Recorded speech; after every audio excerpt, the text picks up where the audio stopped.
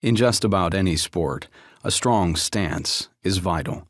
Stand with your feet apart, keep your weight on your toes, bend your knees slightly, and keep your head up. In this way, you are ready to move in any direction and react to anything that comes your way.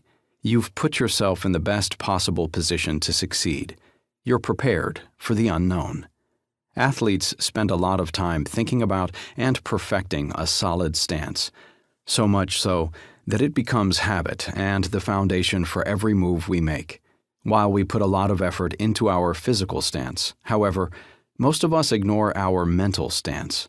The way we treat our mental positioning is like standing on one foot with our hands tied behind our back and our eyes closed.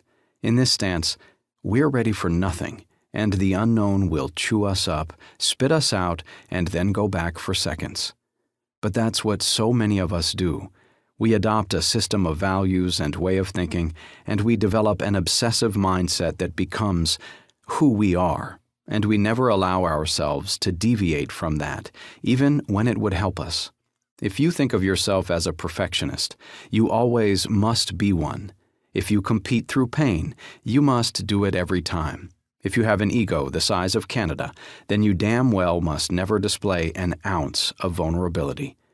But this one-way street of thinking is exactly the thing that's working against you. It's the psychological equivalent of an unbalanced stance. Throughout this book, in contrast, we'll explain how to develop extreme balance in your mental stance so that you'll be prepared to shift from one mindset to another and to adapt your psychological approach based on the situation at hand. Your strengths, in certain circumstances, can become your shortcomings, and unless you can see your way past them, your defeats will outnumber your victories. If you refuse to accept that there will always be unknowns, that obsessive mindset that has helped you so much in your training will become a major liability. Any soldier will tell you that unforeseen events happen in combat and leading up to it, whether it's getting clipped by a bullet you didn't see coming or suffering a freak injury in training.